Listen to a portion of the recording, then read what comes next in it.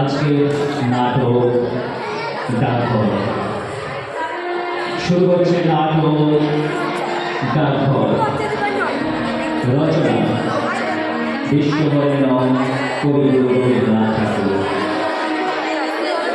পরিচালনা গণেশ গুহ মহাশয়, পরিবেশনায় বোনাই বাসন্তী বিদ্যাপীঠের বালিকা বৃন্দ।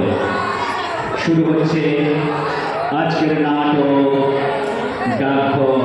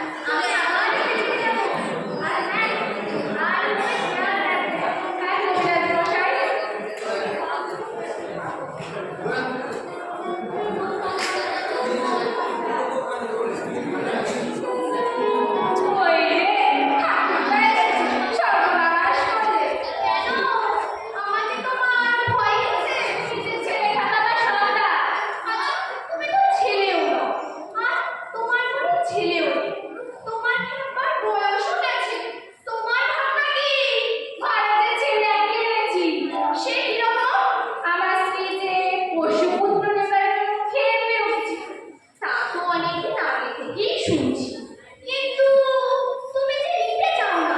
জানো তো ভাই, অনেক কষ্টে টাকা পড়েছি, কোথা থেকে পড়ে ছেলে এসে আমার বহু পরিশ্রমের ধন, বিনা পরিশ্রমে ভয় কথা সে কথা বললেই আমার খারাপ লাগে। কিন্তু এই ছেলেটিকে যে কিরকম লেগে নিয়েছে, তাই একটু একটু যতই না ততই টাকার বড় ভাগ্য আগে টাকা রোজগার করছি। সেগুলো একটা নেশার মতো ছিল, না হলে কোনো রকমে থাকতে পারতুম না। কিন্তু এখন যা টাকা করছি, ওই ছেলে পাবে জেনে উপায় একটা ভারী আনন্দ পাচ্ছি। বেশ বেশ ভাই, ছেলেটি কোথায় পেলে আর কথা দেখি। আমার গ্রাম সম্পর্কে ভাই বেচারা ছোটবেলা থেকে মা নেই, এই কদিন আগে তার বাবা মারা গেছে। তবে তো আমাদের অনেক দরকার আছে।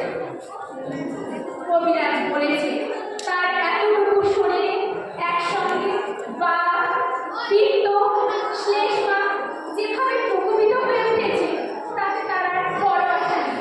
এখন একটাই উপায়, তাকে এই শরতের আর বাতাস থেকে ঘরে আটকে রাখা। ছেলেগুলো কিন্তু ঘর থেকে বের করানো একেবারে পুরো বয়সের খেলা, তাই তোমার ভয় করি। মিছে বলনি, একেবারে ভয়ানক হয়ে উঠেছি আমি, শরতের রৌদ্র আর হাওয়ারই মতো। কিন্তু ভাই, ঘরে ধরে রাখার মতো খেলাও আমি কিছু জানি না। আগে আমার কাজকর্মে সেরে আসি, তারপর ওই ছেলেটির সঙ্গে ভাব করে।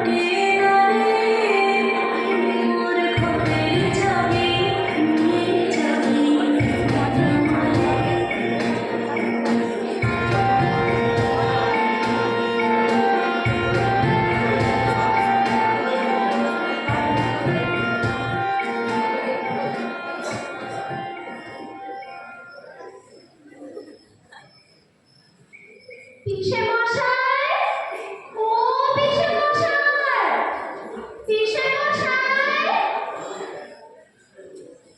কি আমর, আমি কি ওই উঠোনটাতেও যেতে পারবো না?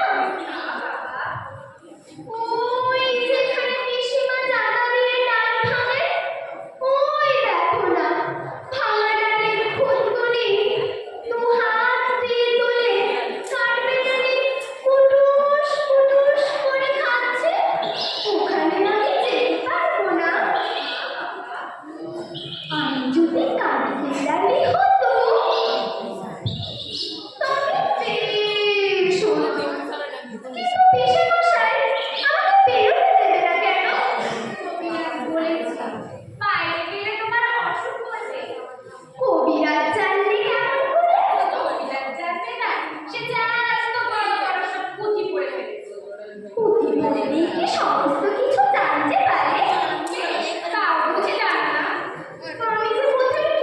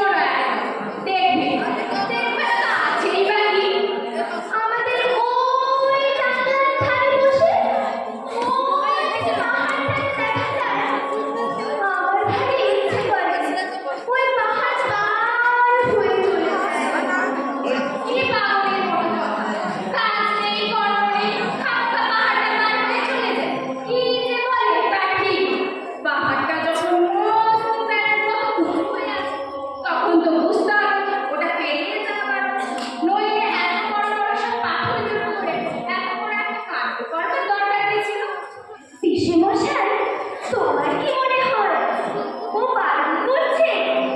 কিন্তু আমার ঠিক বোধ হয় পৃথিবীতে কথা বলতে পারে না। তাই তো অমন আকাশ দুহাত তুলে ডাকছে। অনেক দূরে যারা ঘরের মধ্যে বসে থাকে তারাও এই ডাক শুনতে পায়। পণ্ডিতেরা বুঝি শুনতে পারে না? তোমার মতো খ্যাপা নয়, তার সাথে চাইও না। আমার মতো খ্যাপা আমি কালকে একজনকে দেখেছিলাম। সত্যি নাকি? কিরকম শুনি? তার কাঁধে একটা বাঁশের লাঠি, লাঠি আবার পুঁটলি বাঁধা। তার বাঁ হাতে একটা ঘটি, পূর্ণ একজোড়া নাকড়া জুতো পরে সেই মাটির পথ দিয়ে ওই পাহাড়ের দিকে চলে যাচ্ছিল। আমি তাকে দেখে জিজ্ঞাসা করলুম, তুমি কোথায় যাচ্ছ? সে তখন বললে, কি জানি, যেখানে হয়। আমি তখন বললুম, কেন যাচ্ছ? সে বললে, কাজ খুঁজতে যাচ্ছি। আচ্ছা পিসেমশাই, কাজ কি খুঁজতে হয়? হয় বই কি, কত লোক কাজ খুঁজে বেড়ায়। বেশ তো, আমিও তাদের মতো কাজ খুঁজে বেড়াবো। খুঁজে যদি না পাই তাহলে আবার খুঁজবো। তারপরে ওই নাগরা জুতো পরা লোকটা চলে গেল। আমি দরজার কাছে দাঁড়িয়ে দাঁড়িয়ে দেখতে লাগলাম। দেখলাম ওই যেখানে ডুমুর গাছের তলাতে ঝর্ণা বয়ে আছে, সেখানে তার পুঁটলি নামিয়ে আস্তে আস্তে করে ঝর্ণার জলে পা ধুয়ে নিল।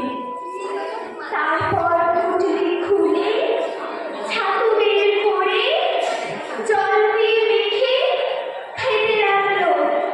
খাওয়া শেষ হয়ে গেলে আবার পুঁটলি বেঁধে ঘাড়ে করে নিয়ে সেই ঝর্ণাতে নেমে জল কেটে কেটে পার হয়ে চলে গেল।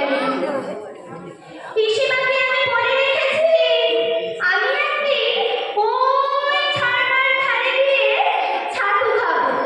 পিসিমা কি বললে? পিসিমা বললে, তুমি ভাত খাও, তারপর তোমাকে ওখানে নিয়ে গিয়ে ছাতু খাইয়ে আনবো। আচ্ছা পিসেমশাই, আমি কত ভালো খাবো। আর একটু দেরি নেই বাবা?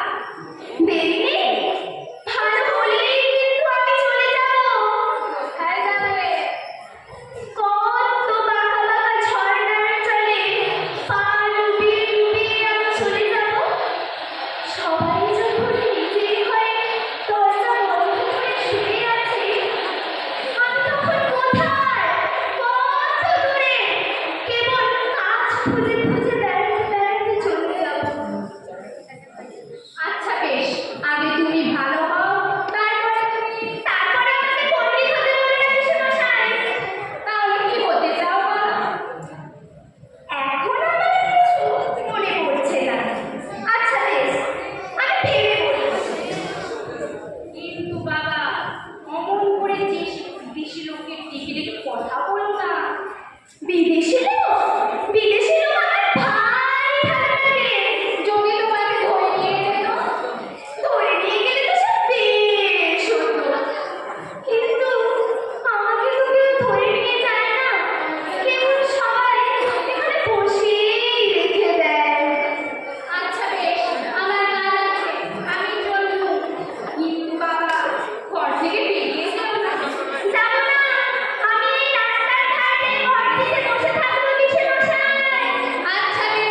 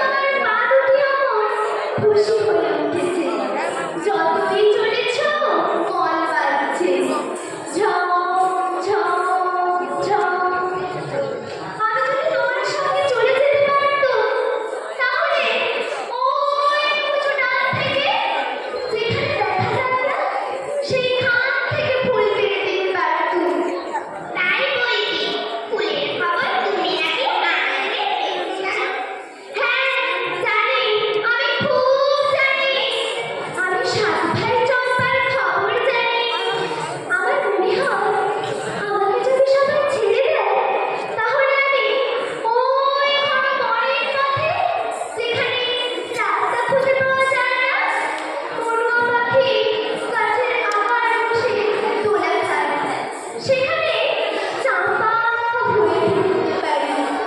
তুমি আমার কাটলে খাবে? কি বুদ্ধি না, কাটলে দিলে আমি কি করে খাবো?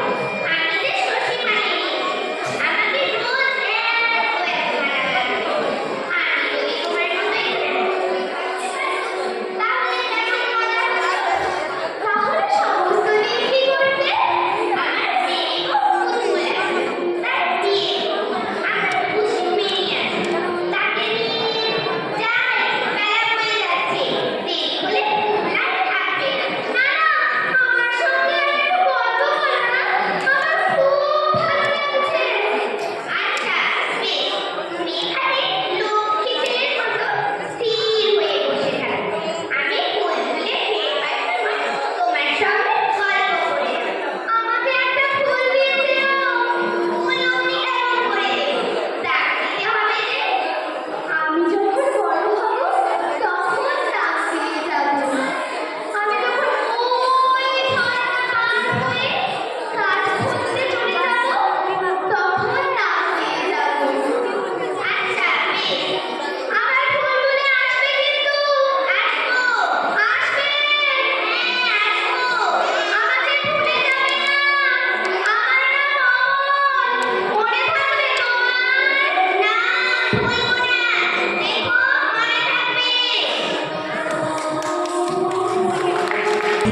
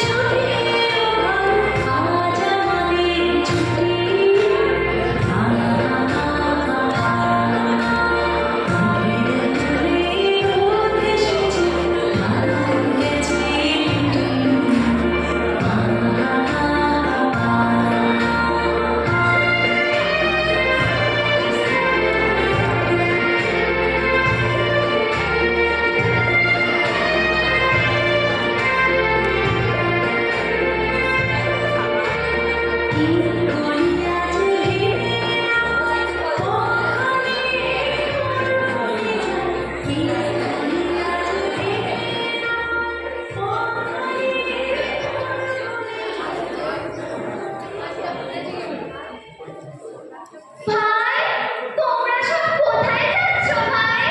একটু দাঁড়াও না। আমরা খেলতে চলেছি। কি খেলবে তোমরা?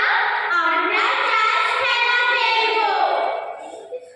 আমাদের নাম, আমরা দুজনে দুই গরু হব। সমস্ত দিন খেলবে? হ্যাঁ, সমস্ত দিন। তারপর সন্ধ্যের সময় নদীর ধার দিয়ে বাড়ি ফিরে আসবে? হ্যাঁ, সন্ধ্যের সময় ফিরবো। আমাদের ঘরের সামনে দিয়ে ফিরো ভাই। তুমি বেরিয়ে এসো না, খেলতে চলো। কবিরাজ আমাকে বাইরে বেরোতে বারণ করেছে। কবিরাজের মানা তুমি শোনো বুঝি? চল ভাই চল, আমাদের দেরি হয়ে যাচ্ছে। না না, তোমরা আমার এই জানলার সামনে খানিকক্ষণ খেলো না, আমি একটু দেখি। এখানে নিয়ে খেলবো? এই যে আমার সব খেলনা পড়ে রয়েছে, এগুলো আমার কোনো কাজেই লাগে না। ঘরের মধ্যে একা খেলতে ভালোই লাগে না, তাই এগুলো ধুলোয় ছড়ানো পড়েই থাকে। না, এগুলো সব তোমরাই নাও ভাই।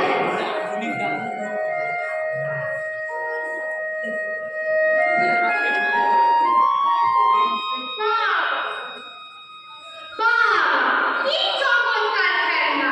এই যে উড়োজাহাজ, এই যে চটার ঘুড়ি, দেখছি ভাই কেমন সুন্দর সেটা। কিন্তু ভাই, তুমি আমাদের এগুলো দিয়ে দিলে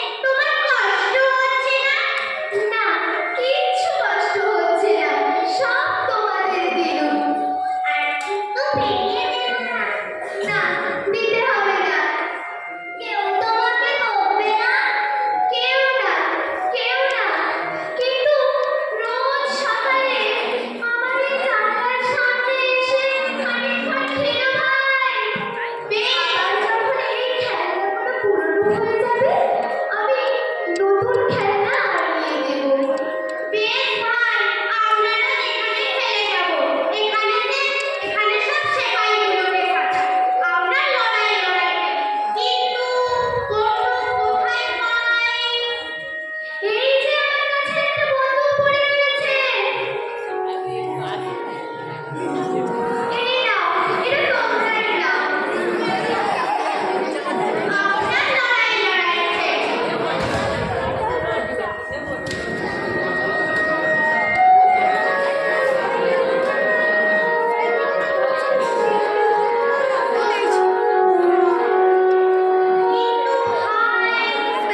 তুমি যে ঘুমিয়ে পড়ছো? আমার ভালোই ঘুম আসছে। জানি না, এখনো ভালো থেকে ঘুম পাইনি। অনেকক্ষণ বসে আছি। আর বসে থাকতে পারছি নে। আমার পেটটা লাগছে। আমরা এখন যাই তবে, আর কাল সকালে আসবো। যাওয়ার আগে একটা কথা তোমাদের জিজ্ঞাসা করি ভাই। তোমরা রাজার ডাকাতদের চেনো? হ্যাঁ, ঠিকই বলেছি। খুব চিনি। কে তারা? কি নাম তাদের? ওনাকে রাজল পারবো না। ওনাকে আমার নামে যদি চিঠি আসে, তারা কি আমায় চিনতে পারবে? কেন পারবে না? চিঠিতে তোমার নাম থাকলেই তারা তোমাকে ঠিক চিনে নেবে। কাল সকালে তোমরা যখন আসবে, তোমরা তাদের একজনকে ডেকে চিনিয়ে দিও না। হ্যাঁ, আমরা এখন যাই তবে।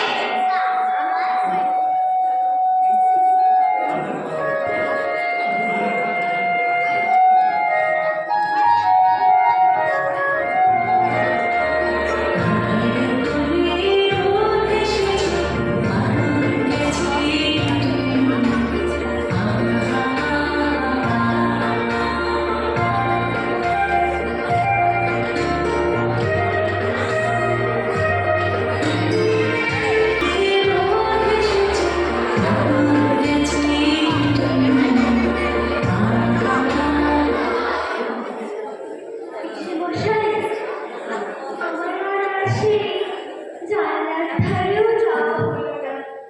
কবিরাজ বারণ করেছে। হ্যাঁ বাবা, সেখানে রোজ রোজ বসে থেকেই তো তোমার এমন ব্যামো বেড়ে গেছে। না না, আমি আবার ব্যামোর কথা কিছুই জানি না। কিন্তু আমার মনে হয় আমি যেন সেখানে থাকলে বেশি ভালো থাকি। সেখানে বসে বসে তুমি এই শহরের যত রাজ্যের ছেলেগুলো আছে সবার সঙ্গেই ভাগ করে নিয়েছো। আমার দরজার সামনে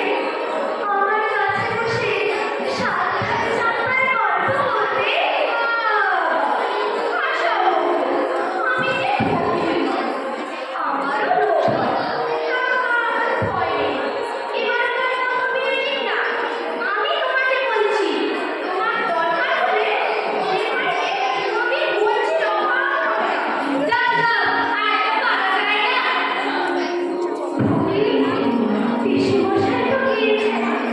এবার তুমি আমায় চুপি চুপি বলো না, রাজার দপ্তরে কি আমার নামে চিঠি এসেছে?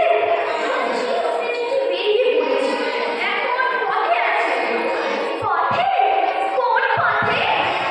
যে পথে বৃষ্টি হয়ে গেলে আকাশ পরিষ্কার হয়ে যায়, সেই ঘন পরেই পথে। তবে তো তুমি সব জানো দেখছি, সেই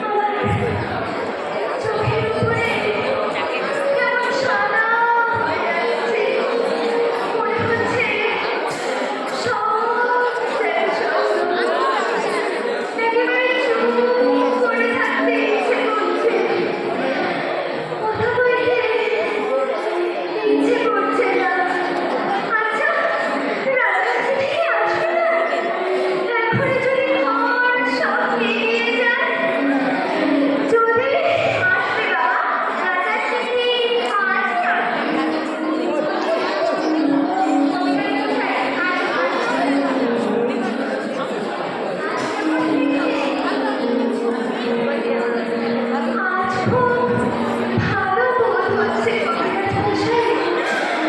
মনে হচ্ছে সব বেদনা চলে গেছে। কবিরাজ মশাই, ওকে একটু ভালো করে